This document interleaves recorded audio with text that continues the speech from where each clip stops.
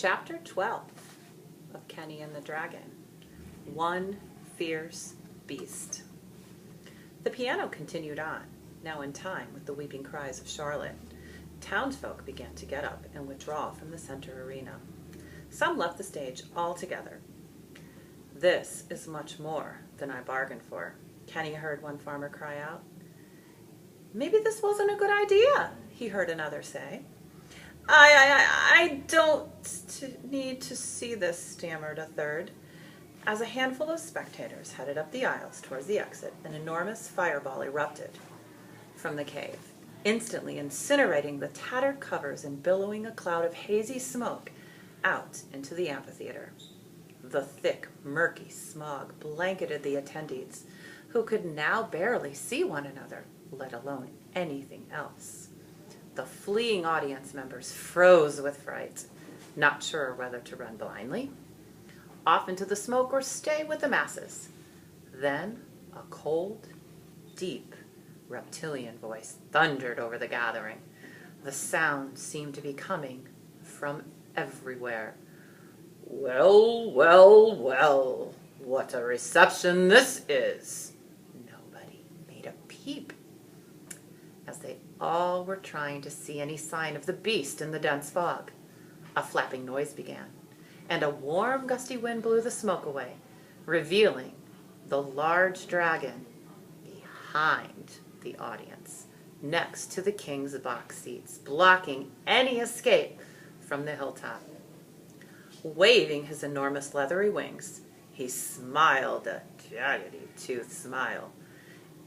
"It looks like the whole town is here.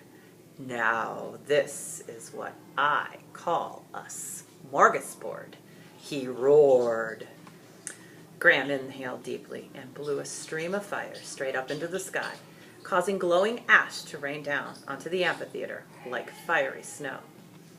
He then leaped on the top of the king's tower and peered inside.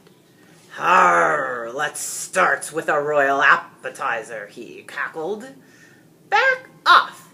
Go away! Shoo!" the king yelled as he grabbed his two sons and hid behind the jester. "Dragon!" George's voice cut across the audience and snapped the beast's gaze from the king. "Your fight lies with me, ruffian." "Indeed it does," Graham replied, and sprang from the tower, causing it to topple into pieces. He hovered over the crowd for a bit, his expansive, beating wings sending trash, ash, and pennants swirling up into the air. The large drake then dropped down in the center aisle. This sent the audience screaming and running for their lives. The king clawed his way out of his wrecked tower. "My word, that is one fierce beast," he said. "What do you think, boys?" "Whoa," they replied in unison. "Devil, prepare for your imminent extermination," George yelled as he charged up the aisle towards Graham. "Little knight, I will eat you alive and use your enchanted weapon as my toothpick. Then I will dine upon this sweet maiden for dessert."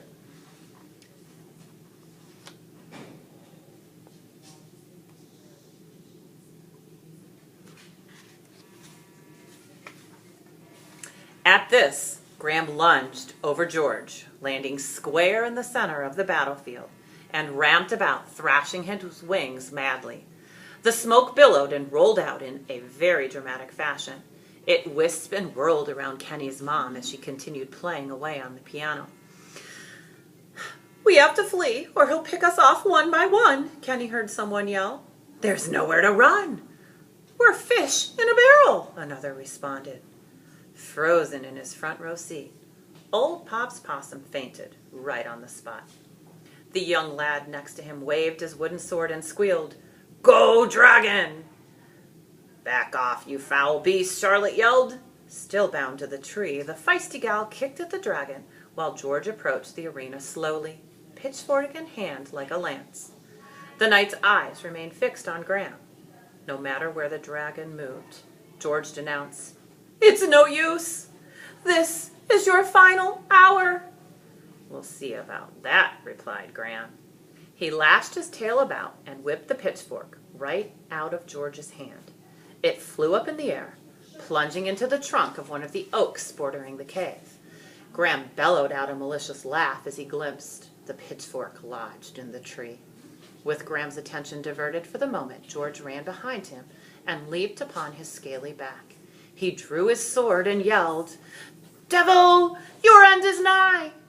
And that the dragon bucked, like a wild horse, high into the air, losing his grip. George dropped his sword and it plunged into the top of the piano, creating a loud, dismal flat note. Kenny saw his mom pause for a moment and then continued playing more frantically than ever. The knight held on for dear life as the beast vaulted about the battlefield in an effort to shake him off. The audience members shrieked and hollered as they ran to and fro around the skirmish. However, some were so mesmerized by the action playing out in front of them that they edged in closer to better view the gritty battle, oblivious to the danger. At last, Graham landed atop his cave, just over the engine, flexing his back muscles at the cat that he sent rippling down the spine, loosening George's grasp. The dragon took full advantage of this opportunity and bucked again, this time sending the knight flying off his back. George was sent arching over the battlefield, crashing into another tree. Branches snapped and cracked under the weight of the armor as the beaten warrior was swallowed up by the thick foliage. Once more Graham laughed in a low, cold snicker. "You are finished, toy soldier. Now watch, all of you." He turned towards the audience. "As I dine upon your delectable, fair damsel." Most everyone in the crowd was silent, save for a few weak sobs. Kenny was wringing his hands and holding his breath. "It's almost over," he whispered to himself. "Come on, George." Charlotte began screaming at the top of her lungs as the cackling dragon turned towards her. His back was now to the knight. George seized this moment to drop down from the tree, pitchfork in hand, and pin the drake's tail firmly into the ground. Kenny let out his breath. "Back for more, are you? Enjoy your funeral, Pyrie," Graham thundered. He inhaled deeply and exhaled in an effort to engulf the knight in a fiery ball of flames. But all that came out was a puff of smoke. He inhaled once again, but this time he gasped and coughed. Out only a smoke ring. The crowd watched, completely stunned. There was George, holding the knotted tail in both hands. He untied Charlotte, pulled his sword from the piano, and announced, "The dragon has been defeated!" The audience cheered and applauded in a deafening roar. The knight looked over at Kenny, and the boy smiled. But the cheering of the crowd turned into loud ranting as they clamored, "Off with his head! Off with his head!" Kenny looked at George for some time, kind of sign, but the knight had positioned himself next to Graham's head, and his sword blade on Drake's blue, scaly neck. He gazed out towards the king. The crowd fell silent and turned into unison to look for the final command from their ruler. The king stood up in front of the rubble that was once his tower and eyed the dragon as he thoughtfully stroked his beard. Kenny watched one of his sons whisper something into the ruler's ear. The king turned to his boy and said, "What? I don't think so." At this, the audience began murmuring amongst themselves. Kenny noticed that the second son was now whispering into his father's ear. The king turned to both of his sons and said, all right, if that is what you want." Both sons smiled and nodded vigorously. At last, His Majesty cleared his throat and announced in a deep, authoritative voice, "Gallant knight, has this scourge, this devil, been thwarted?" George pulled the sword away and replied, "That he has, your Majesty." The king continued, "Is he no longer a menace to this farm, village, or any surrounding province?" George sheathed his sword and answered, "I believe he is no longer a threat to anyone present." "Indeed," said Graham, as he stepped forward, then bowed to the crowd, "for I have learned the error of my vicious, vicious ways." "Then I declare this battle over," the king announced. "Sir George is victorious." The crowd burst into uproarious applause. Kenny was relieved. They had fooled the entire town, and neither of his friends had been hurt in the process. But then someone else stepped out onto the battlefield.